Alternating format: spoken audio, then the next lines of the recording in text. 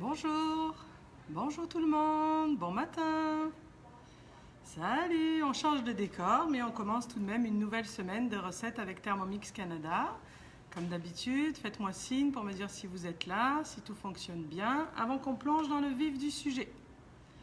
Bonjour, Fanelli, en direct de notre boutique Thermomix Québec. Bonjour Marie, Audrey, ouf, tu es là, tout va bien. Qui en a d'autres? Marina, bonjour Marina.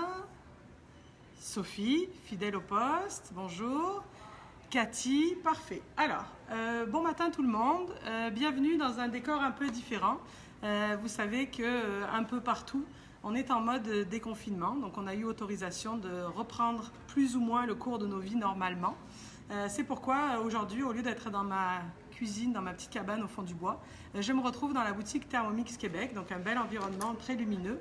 Mais ce qui compte, c'est qu'on est avec notre ami Thermomix, peu importe où est-ce qu'on se trouve, les recettes et les explications seront les mêmes.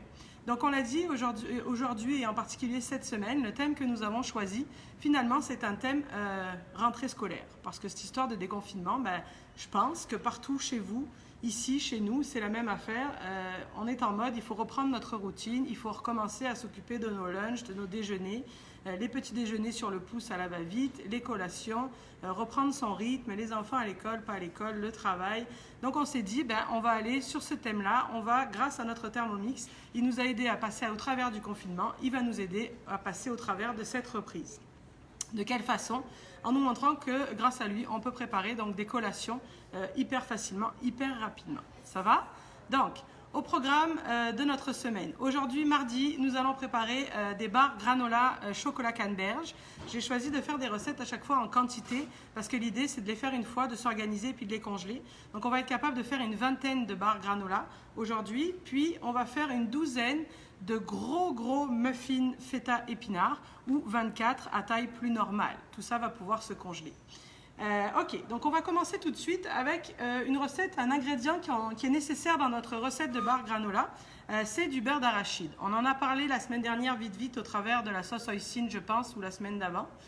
Aujourd'hui, je me suis dit, malgré les explications, on va en réaliser un pot devant vous, comme ça vous donnera meilleure idée. Audrey va vous coller le lien du beurre d'arachide détaillé, puis vous retrouverez bien sûr l'intégralité des recettes sur nobelmix.ca après notre live. Donc, comme je vous l'expliquais, faire un beurre d'arachide, un beurre d'amande, un beurre de noix, un beurre de graines de tournesol, un beurre de graines de sésame tahinées, c'est tout le même principe. C'est-à-dire qu'il faut que vos noix, vos arachides, peu importe quelle sorte, soient grillées ou torréfiées. Donc, on peut acheter des amandes, des noix, je ne vais pas vous le dire à chaque fois, je vais dire noix, vous comprendrez que ça englobe toute cette famille-là. On peut acheter des noix déjà torréfiées, comme des amandes torréfiées ou ici des arachides grillés. Là, c'est sûr que ça raccourcit le process. Soit il faut les torréfier soi-même. Torréfier soi-même, c'est noix, ça se fait soit à la poêle, mais moi j'aime moins, ça, on maîtrise moins, ou au four. Au four, il vaut mieux mettre une température genre 350 degrés Fahrenheit et laisser ça plus longtemps pour que ça torréfie à cœur d'une façon régulière et uniforme, plutôt que de mettre trop fort. Parce que le fait de torréfier, ça veut dire griller, mais ça veut dire aussi torréfier jusqu'à cœur, assécher notre noix pour que notre beurre d'arachide fonctionne correctement. Donc, c'est pour ça que c'est préférable d'avoir une température plus basse, 300-350 degrés Fahrenheit sur un plus longtemps, qu'une température trop chaude pour ne pas brûler. Si on brûle ou caramélise de trop nos arachides ou nos noix, alors ça va donner une amertume à notre beurre. Est-ce que ça va? Donc ici, quand on achète des torréfiés, c'est super facile. Ici, c'est des arachides grillés au miel. Je vous ai laissé dans le pot parce que ça donne une idée visuelle. J'ai choisi au miel parce que du coup, ça va nous donner un beurre d'arachide comme le beurre d'arachide du commerce ici, genre Kraft, là, qui goûte vraiment pareil, mais ça peut marcher avec des arachides torréfiés salés, non salés, peu importe. Le principe, c'est de se rappeler qu'il faut que ce soit torréfié. Et également, il faut se rappeler que pour un beurre d'arachide qui a une belle qualité, on part sur un 750 grammes environ. Là, c'est 700 grammes le pot, ça va très bien. Mais c'est sûr que quand on en fait moins, c'est moins efficace parce que c'est collé sur les parois. Donc, peu importe la sorte de beurre que vous voulez réaliser, il faudra prendre environ 700 grammes. Donc là, on met à l'intérieur de notre bol directement. L'erreur que parfois on fait quand on fait des beurres de noix maison, c'est qu'on va vouloir ajouter des affaires, ajouter du sucre, ajouter du sirop d'érable ou ajouter surtout de l'huile. L'huile, la matière grasse qui est présente dans les beurres, quels qu'ils soient, c'est de l'huile naturelle qui va découler de la pulvérisation de nos noix, suite à la torréfaction. C'est tout ça qui est lié, qui va donner cette espèce de matière grasse naturelle. Donc là, on ne commence pas à rajouter des affaires. C'est pour ça que dans le commerce, un beurre de noix, souvent a tendance à trancher. C'est parce que là, il y a un ajout extérieur de matière grasse. Alors qu'avec le Thermomix, comme on utilise juste, encore une fois, l'huile naturelle de nos noix, alors ça tranchera beaucoup moins, puis c'est beaucoup plus santé. Donc là, on a mis tout à l'intérieur de notre Thermomix et on va s'en aller pour 2 fois 1 minute vitesse 10. Alors pourquoi pas 2 minutes directement vitesse 10? Parce que de ce fait, ça va être projeté, puis quand ça va arrêter, ça va retomber, puis ça va repartir. Ça va faire un peu de bruit au départ, mais évidemment, au fur et à mesure, le bruit va se modifier, vous allez pouvoir constater par vous-même, et on va entendre au fur et à mesure le beurre qui va se fabriquer. Donc là, on y va pour 1 minute vitesse 10.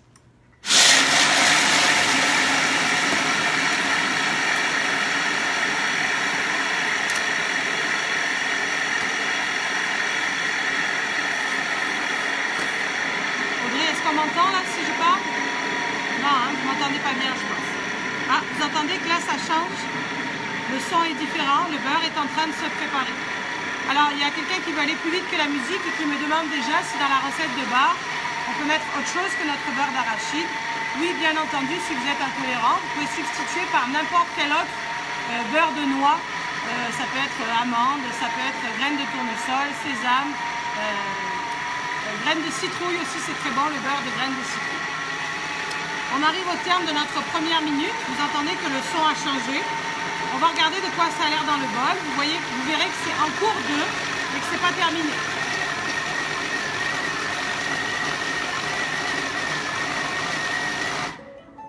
Parfait. Voyons ce que ça donne au bout d'une minute. Déjà, la première texture. Je ne sais pas bien si vous m'avez entendu pendant que ça pulvérisait.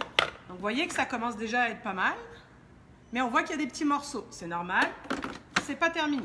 Allez, on recommence pour aller une nouvelle fois en vitesse 10. Alors, si on veut parfumer ces beurres de noix, c'est important encore une fois de ne rien ajouter pendant le process de pulvérisation pour que la matière grasse puisse s'échapper de la bonne façon. C'est sûr que l'on peut avoir des arachides qui sont torréfiés avec un parfum, soit achetés, comme on l'a avec les arachides au miel, ou les amandes au tamari, soit vous pouvez vous-même, pendant la torréfaction, parfumer vos amandes. De quelle façon? Personne ne m'a dit si vous m'entendez là, on va laisser aller jusqu'au bout, puis je vais vous redire ça. Vous entendez, le son change.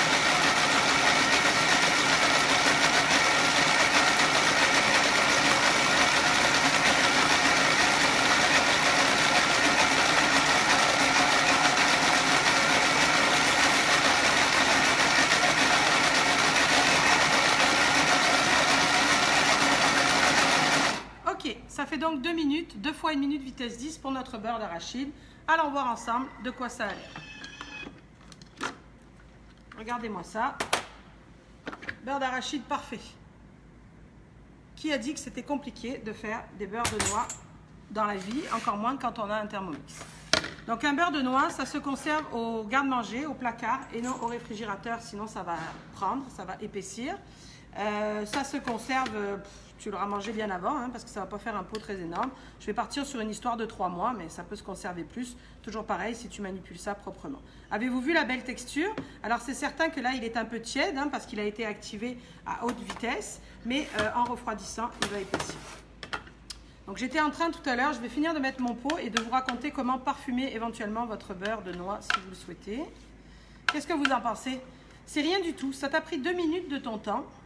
Tu sais exactement ce qu'il y a à l'intérieur de ton beurre. Tu peux te débrouiller tout seul. Hier, j'ai eu la chance de rencontrer une madame, forcément, comme on est à la boutique, on est en mode distanciation.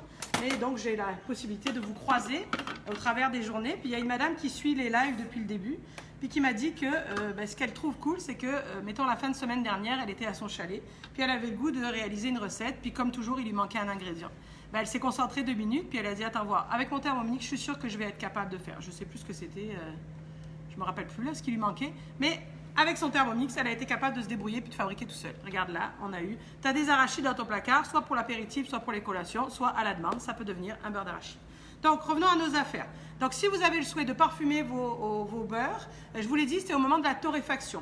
Donc, vous pouvez éventuellement saupoudrer vos amandes quand vous les torréfiez avec, comment ça s'appelle, des épices chili par exemple, ou un assaisonnement à l'italienne, ou encore une fois, je vous l'ai dit, acheter des arachides ou des amandes déjà torréfiées. Les amandes tamari, c'est super bon. Est-ce que ça va pour le beurre d'arachide? Super facile, la recette est sur nobelmix.ca. Vos conseillers, vos conseillères sont extraordinaires, ils ont toutes les réponses à ce sujet. Si vous avez plus de questions concernant le beurre d'amande, même si c'est la même affaire, dans notre cours en ligne Manger Santé, il y a le beurre d'amande qui est tout détaillé, fiche par fiche, torréfaction, temps de cuisson, etc. etc. Si vous le souhaitez. Et le cours est en spécial à 50%. Donc maintenant, on démarre notre recette de bar. Dans notre recette de bar, ça prend 150 g de beurre d'arachide pour commencer la recette. Donc là, il en reste un peu au fond du bol. Je n'ai pas raclé intensément. Puis je vais venir donc appuyer sur la balance, puisque vous savez qu'en plus de tout le reste, le Thermomix pèse. Puis je vais venir peser 150 g. Alors c'est sûr que vous allez voir qu'au niveau des ingrédients, il y a l'air d'avoir du stock. On va voir qu'il va y avoir 150 g de beurre d'arachide, 150 g de beurre, 150 g de miel. Mais je vous rappelle qu'on va préparer une recette qui va donner 20 recettes de barres de céréales. Vous pouvez bien entendu diviser la recette si vous le souhaitez très facilement. Vous conservez les mêmes étapes pour le restant. Donc là, 150 g de beurre d'arachide. Maintenant, j'ajoute 150 g de beurre andé, comme ceci. 150 g de miel. Donc, il est préférable dans cette recette, je sais que mes Québécois préférés vont me demander si on peut mettre du sirop d'érable à la place du miel. J'éviterai parce que la texture, le liant que l'on recherche ne sera pas le même si on utilise du sirop d'érable. Par contre, on a également 150 g de cassonade dans cette recette. Vous pourrez alors la remplacer par éventuellement 150 g de beurre d'érable si vous le souhaitez. Donc là, ma cassonade est à l'intérieur, tout est bien mis, on referme et on y va pour quelques minutes.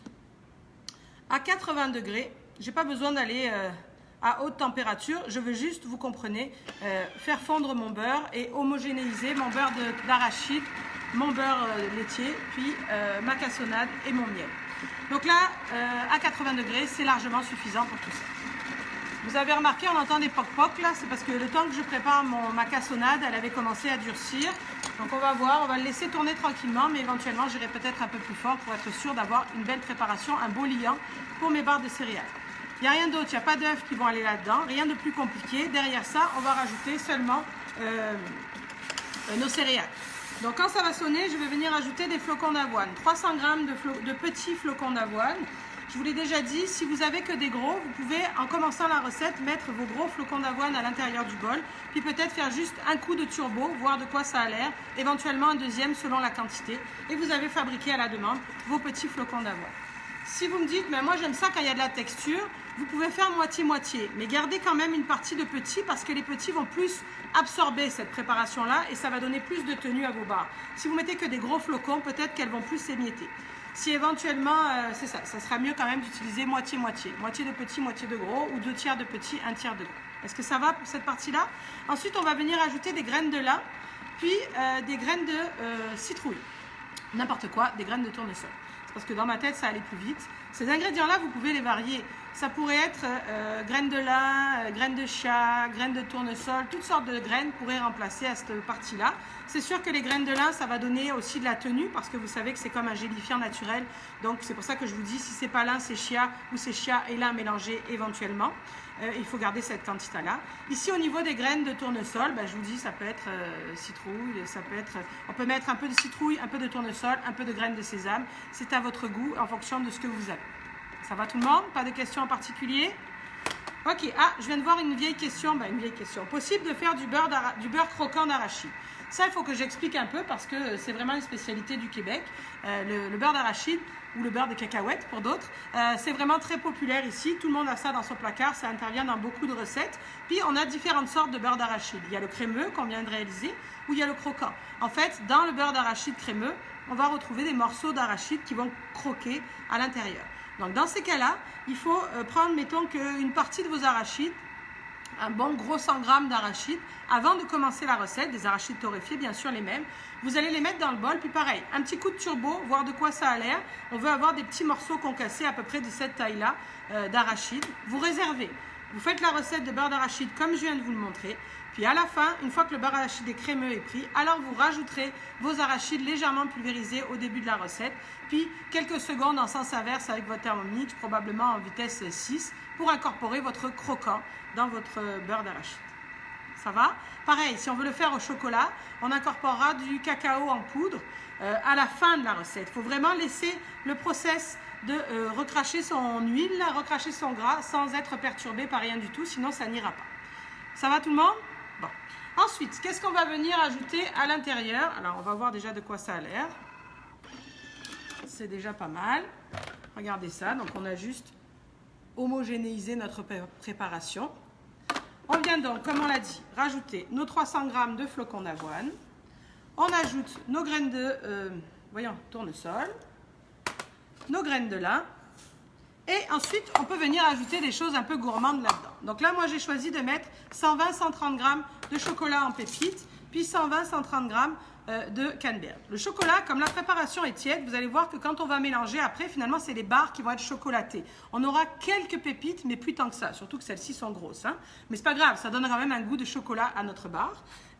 Ça veut dire que vous pouvez substituer, si vous le souhaitez, soit uniquement avec des canneberges, ou canneberges raisins secs, ou que raisins secs. Ça peut être aussi pruneaux, abricots, dattes, mais à ce moment-là, vous les couperez en morceaux avant de commencer la recette, soit à la main, soit toujours pareil avec votre Thermomix, vos abricots, vos dattes, vos raisins secs, une ou deux pulsions de turbo pour voir de quoi ça a l'air, puis incorporer ça à la fin. Substituer par d'autres ingrédients, mais toujours garder les mêmes quantités. Donc là, je rajoute mes canneberges à l'intérieur du bol. Puis là, on va s'en aller pour mélanger tout ça. Puis éventuellement, évidemment, on va mélanger ça en sens inverse parce qu'on ne veut pas briser, on veut juste incorporer. Donc le sens inverse, vous le savez, la troisième bulle, on appuie sur la lame. À ce moment-là, nos lames vont aller dans le sens inverse du tranchant, juste pour mélanger. Je prends garde de retirer les températures. Puis, on est parti ici en vitesse 4. Quelques secondes en sens inverse. Ça met du temps parce que c'est au-delà de 60 degrés par sécurité. Il faut que ce soit bien homogène et bien mélangé.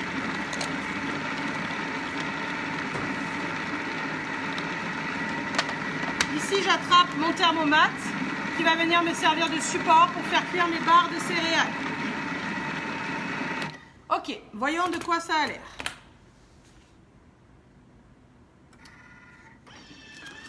Ok, regardez-moi voir ça. Miam miam, hein? Qu'est-ce que vous en pensez? Donc, ici, qu'est-ce que j'ai à côté de moi? Cette belle affaire ici, c'est une presse-barre en fait. Un ensemble qui va me permettre d'aider à faire mes barres, de les façonner. Ce moule-là, vous le retrouvez sur nobelmix.ca. Il est très polyvalent parce qu'il peut servir à différentes choses. Donc, je vais vous montrer comment ça fonctionne. Puis pendant que je fais ça, je vais vous expliquer toutes les variantes possibles. Donc, on voit qu'on a une préparation qui se tient très bien. On va venir répartir à l'intérieur de nos moules à barres, mais sans forcément s'appliquer à trop tasser parce que vous comprenez que c'est notre moule qui va faire ça. Donc, je vérifie quand même d'avoir mis assez de préparation pour que ça puisse remplir toute ma cavité. Hein. Vous voyez ce que je suis en train de faire? Je vais vous montrer mieux par la suite. Donc là, je tasse grossièrement. Moi, j'ai toujours tendance à être trop généreuse. Après, ça déborde un peu, mais c'est pas grave. Vous comprenez que là, je mets mon deuxième niveau par-dessus et je recommence à remplir mes cavités.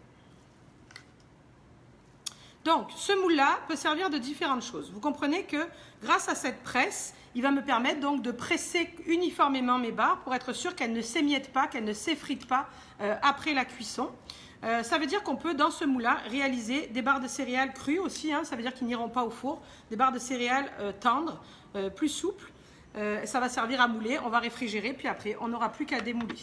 On a toujours pareil dans le cours Manger Santé disponible à la location en spécial cette semaine. Deux belles recettes de barres. Une, si je ne me trompe pas, canneberge, orange, puis pruneau, qui est une barre tendre et sans gluten également. Donc vous voyez, je remplis mes cavités très facilement. Donc, comme ceci. Je m'assure que ma cavité soit remplie au complet, mais je n'ai pas besoin de tasser particulièrement. Là, vous voyez, j'ai comme un petit trou par ici. Ok. Ça va jusqu'ici, pas compliqué, tout va bien. Je remets mon couvercle sur le dessus. Puis là, vous comprenez que ces espèces de petites affaires sur le côté, c'est comme élastique. Et vous voyez que je vais venir tirer et de sorte ça va aider à presser et à tasser mes barres. Bon, je pense que comme d'habitude, j'ai été trop généreuse. Ça a probablement un peu débordé, mais on va voir de quoi ça allait. Ensuite, on retire nos épaisseurs, notre couvert comme ceci. D'accord?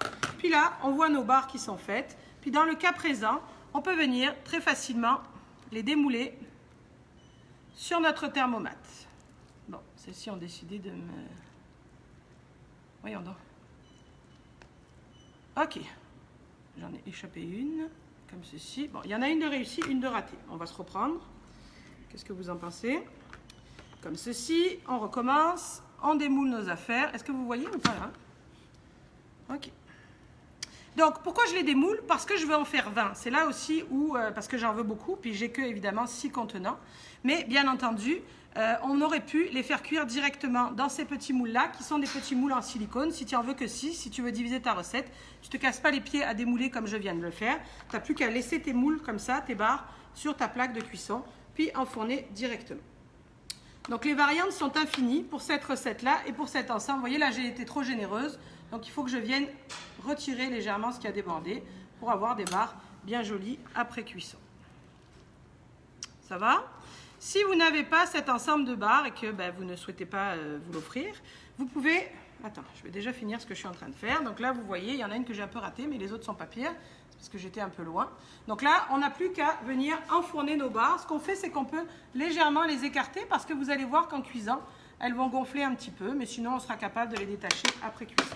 Donc là, j'en fais juste une série pour qu'on puisse faire après nos muffins. Donc, revenons sur nos moules. Donc, vous avez compris que si tu veux faire une vingtaine de barres, tu peux venir démouler comme je viens de faire là. Si tu veux faire juste environ 6 barres, eh ben, tu peux les cuire directement là-dedans pour qu'elles gardent encore plus leur forme et que ce soit encore plus simple. Si j'avais à continuer, vous comprenez que je recommence chaque couche pour mouler au fur et à mesure. C'est super pratique parce que ça permet de faire, tu t'y colles une fois, puis tu fais ta vingtaine de barres, puis après tu peux les congeler et les sortir à la demande. La veille au soir, tu les laisses dégeler, tu t'en vas avec ça, ou même le matin en kata, tu tires ça du congélateur, puis le temps que ça arrive, ton heure de collation, ta barre sera dégelée parfaitement. Figurez-vous qu'en plus, c'est dans le kit de barres, ça en vient des petits sacs comme ceci pour emballer vos barres. Regardez comme c'est cute. Donc tu peux, c'est déjà dans le kit, là il y a 25 sacs ou 50 sacs, je ne me rappelle plus, qui sont dans l'ensemble. Donc là vous voyez, nos barres de céréales, j'en ai fait une série d'avance. Elles vont être croustilles moelleuses. Vous voyez, je casse, mais ça, on sent que c'est moelleux quand même quand je coupe là. Quand ça va sortir du four, je ne sais pas si le live sera terminé ou pas, celles qui sont dans le four, si vous verrez. Ça cuit, j'ai oublié de vous dire, environ 20 minutes à 350-400 degrés Fahrenheit selon vos fours. Quand ça sort du four, c'est extrêmement souple, mou. On a l'impression que ça n'est pas cuit, mais c'est normal. Ne touchez pas ça, laissez ça tranquille. En refroidissant, ça va durcir. Ne remettez pas jusqu'à ce que ça soit dur, sinon elles vont être brûlées. Hein? C'est bon tout le monde?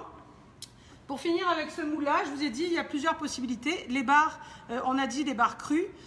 Également, je verrai avec Audrey, on a une belle recette, peut-être qu'on vous la mettra dans la semaine, sûrement, des belles recettes de tartelettes, des fonds de tartelettes. Par exemple, les tartes croustilles qu'on a fait la semaine dernière pour la fête des mères, ça aurait été super de les faire là-dedans, ça aurait tenu sans problème. On a une belle recette de tarte crue, avocat framboise, qui est délicieuse avec un fond de granola au fond, qui se fait dans ce moule-là. Également, ces moules vont être intéressants, vous avez compris, hein, les petits comme ça, là, en silicone, amovibles, ils vont être intéressants sur le plateau du Varoma. Moi, je me fais pour mes lunchs du midi une soupe en dessous. Puis sur le dessus, je me fais comme des frittata, c'est des œufs battus avec ce qui traîne dans le frigo, que je mets là-dedans. Puis en 20 minutes, Varoma vitesse 2. Ma soupe est prête, j'ai plus qu'à la pulvériser. Puis après, j'ai plus qu'à démouler mes petites omelettes, mes petites frittata. Puis je me prends en général 2 petites omelettes comme ça, puis ma soupe. Ça fait un super lunch. C'est bon pour ces moules? Ok.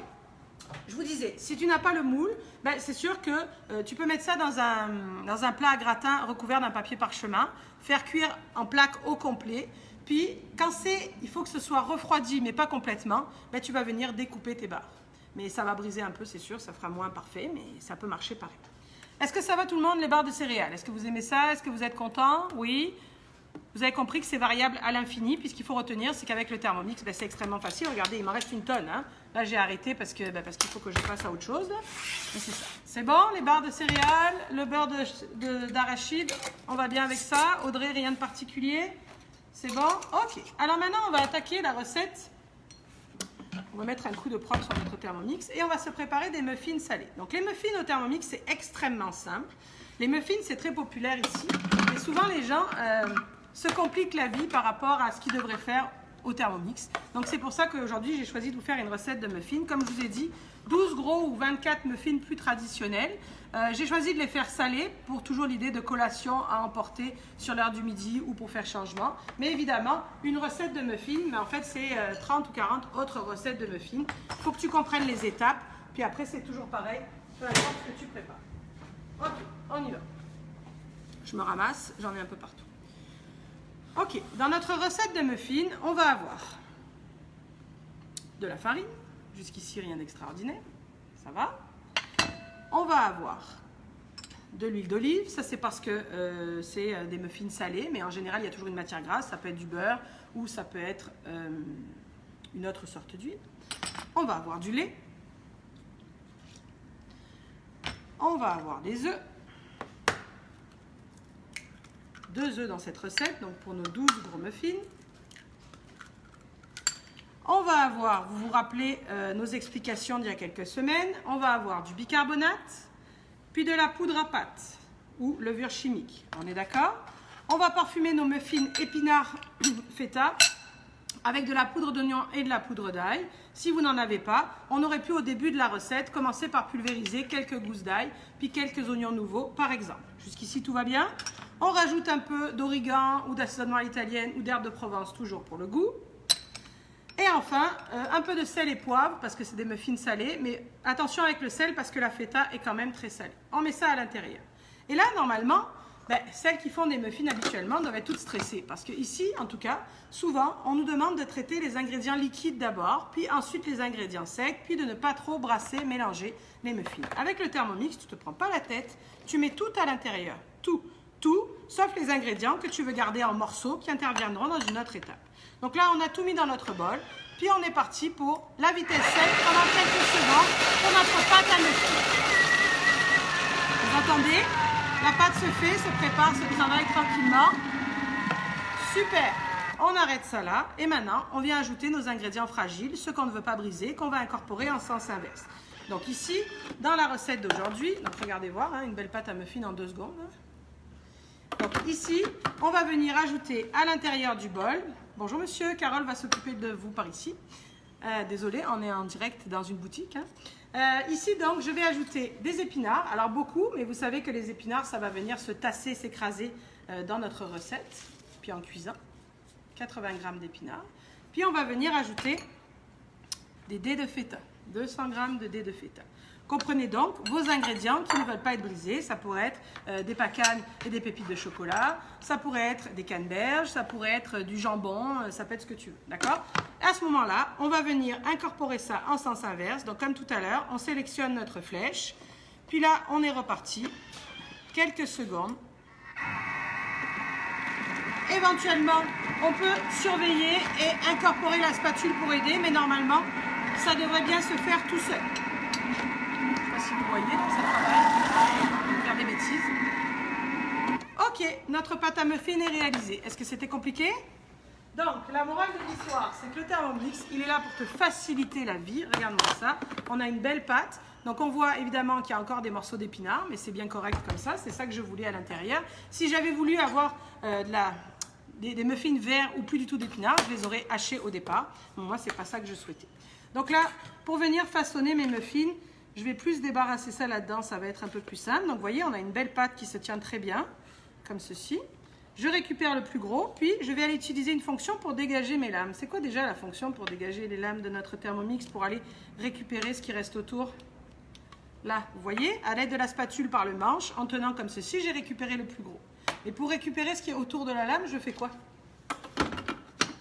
Je place mon bol, je referme, je remets mon gobelet, ici même, et je vais aller sélectionner quelques coups de turbo. Donc je glisse sur mon écran secondaire. J'ai le reflet de la lumière, excusez-moi. Voyons donc. Là. Et là, on y va pour quelques secondes. De vitesse 10 à l'impulsion. Le fait que ce qui était pris dans mes lames a été projeté sur les parois, puis à l'aide de ma spatule, j'ai plus qu'à venir racler et récupérer. Vous voyez? C'est bon? On y va. Est-ce que tout va bien? Est-ce que vous avez des questions? Audrey, peux-tu me faire signe? Ça va? Oui? Je vois pas les messages aujourd'hui, ils sont comme gelés. J'espère que c'est juste les messages et que tout va bien de votre côté. Donc là, vous voyez, avec cette partie-là de la spatule, qui en plus est souple avec le TM6, eh bien je viens autour de la lame, comme ceci, dégager un maximum de préparation. Puis après, je peux racler sur les bords du bol et venir récupérer. Ensuite, on le sait, on pourrait utiliser la fonction auto-nettoyage. À ce moment-là, on remplit son bol à peu près à moitié. Puis on va aller sur le troisième écran, choisir le mode auto-nettoyage pour venir pré-laver notre bol. Ça, c'est sur l'écran du TM6. Mais si vous avez un TM5 et que vous avez fait la dernière mise à jour, vous avez aussi la fonction nettoyage. Donc là, je sélectionne. Puis le Thermomix va tourner une série dans un sens, ça s'est arrêté, haute vitesse, basse vitesse pour venir décrocher tout ce qui est sur les parois. Ça va? Je l'arrête là, on n'a pas besoin de l'entendre prendre sa douche. Ici, notre pâte à muffins. Ça prend donc un moule à muffins. Vous pouvez soit les graisser, soit venir placer des moules à l'intérieur. Ici, vous vous rappelez, je vous ai dit que ça va faire des gros muffins joufflus, donc j'ai des gros moules, 12, mais sinon, ça pourrait être des moules plus petits pour en faire un peu plus. Donc comme ça, avec ma cuillère, je vais m'en aller garnir chacune de mes empreintes, comme ceci. Je les laisse telles quelles, mais on aurait pu ajouter sur le dessus quelques graines de lin pour apporter un peu de croustillant à nos muffins. Avez-vous des questions? Non? Tout va bien? Je suis comme stressée de ne pas voir vos messages et d'avoir aucune réaction de personne, mais bon. Sinon, avez-vous passé une belle fin de semaine? Avez-vous refait des burgers? Avez-vous essayé le burger de saumon pour maman? Oh, vous voyez ces gros bouts d'épinards, ça ne me stresse pas du tout. Au contraire, ça va faire une belle garniture à l'intérieur. Bon, j'ai été généreuse, donc je ne me rendrai pas avec mes 12, mais c'est pas grave. C'est toujours mon problème, ils vont déborder probablement, mais c'est pas grave. On récupère ce qui est en excédent par ici, ce qui est en excédent par là. Et voilà, on a nos beaux muffins qu'on a pu aller rentrer au four.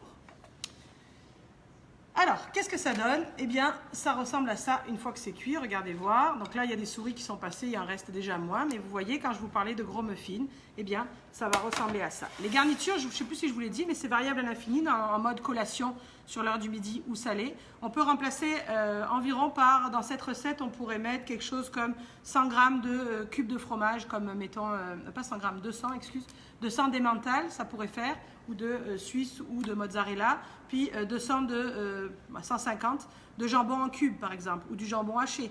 Ou la même recette, on aurait pu mettre des olives feta, ça aurait été super bon. Donc là, vous voyez, on a un gros muffin ici, qui se défait super bien du papier. Et puis si je le coupe, on va pouvoir voir qu'à l'intérieur, c'est que miam miam miam. Ça va tout le monde? Ok, donc là, à ce stade-là de l'histoire, déjà pour notre première rencontre de mardi, qui était dans le but de vous prouver qu'avec le Thermomix, eh bien, faire des collations, faire ses propres affaires tout seul, son beurre d'arachide, ses barres de céréales, c'est enfantin, c'est vraiment super simple. J'espère qu'on est dans le mille. Demain, qu'est-ce qu'on va préparer? Demain, on va se faire des bouchées tacos, sorte de petites bouchées. Tacos, donc ça veut dire à la mexicaine, avec une farce, vous verrez là, au parfum, c'est ça. Et également, on va se faire des galettes à l'avoine qu'on a appelées comme au secondaire ou comme à la polyvalente ou comme à la café, parce que ça c'est spécial vraiment ici, Québec. C'est vraiment le goût des biscuits de l'école. Mes enfants, c'est ça qu'ils m'ont dit directement quand ils ont mangé, puis ça a été confirmé. Des biscuits qui vendent à l'école tout fait, sauf que nous, ils sont faits maison et meilleurs. Donc on va faire une belle tournée d'une quinzaine de gros biscuits à l'avoine et les bouchées tacos. Vendredi, on reste sur notre partez barbecue et on préparera un burger à l'italienne avec un pain ail basilic, une boulette chair à saucisse et bœuf et une mayonnaise tomate séchée. Ah, une question vient de rentrer. On remplace la feta par quoi? Je l'ai dit, donc je vous l'ai déjà signalé, plusieurs autres mélanges de fromage. Amusez-vous, de toute façon, c'est juste des garnitures. Dans cette recette-là, il faudrait avoir environ 300 g de garniture, pas plus, mélangées ou combinées. Arrangez-vous avec ça, faites comme vous voulez, mettez ce que vous voulez, toujours en sens inverse sur la fin. Ça pourrait être juste un mélange de grains aussi. On aurait pu graines de tournesol, graines de citrouille, graines de chia, graines de lin, ça aurait pu pour une autre version. On peut s'amuser, l'huile, au lieu qu'elle soit d'olive, on peut mettre de l'huile de sésame. C'est vous qui êtes, tu sais, c'est vous décidez. Au lieu de la poudre d'ail, poudre d'oignon, au début de ta recette de muffins, tu peux hacher une gousse d'ail, puis du gingembre, et pourquoi pas de la coriandre. Continuer ta recette, puis au lieu de mettre des épinards et de la feta, ben j'en sais rien moi, pourquoi pas des crevettes nordiques et genre, il ne me vit rien là, qui pourrait être asiate, des carottes, mettons, puis vous comprenez que vous avez une autre variante. L'important, c'est de comprendre les étapes, de comprendre ce qu'on fait, puis après, amuse-toi et fais toutes les variantes possibles. Sur ces belles paroles, je ne sais pas, j'ai l'impression d'avoir oublié des affaires. C'est sûr que j'ai changé d'environnement, j'avais comme pris ma petite routine et mes petites habitudes. J'espère que vous avez tout de même bien entendu, bien vu, que vous avez apprécié le live de ce matin. Vous avez compris que nous avons décidé de prolonger ces lives-là malgré le déconfinement. Peut-être que le rythme va changer, peut-être qu'on passera seulement à 2 au lieu de 3, mais tant que ça vous intéresse, on sera présent. Sur ces belles paroles, je vous souhaite une belle fin de journée et je vous dis à demain matin 10h30 pour d'autres collations sucrées-salées. Salut!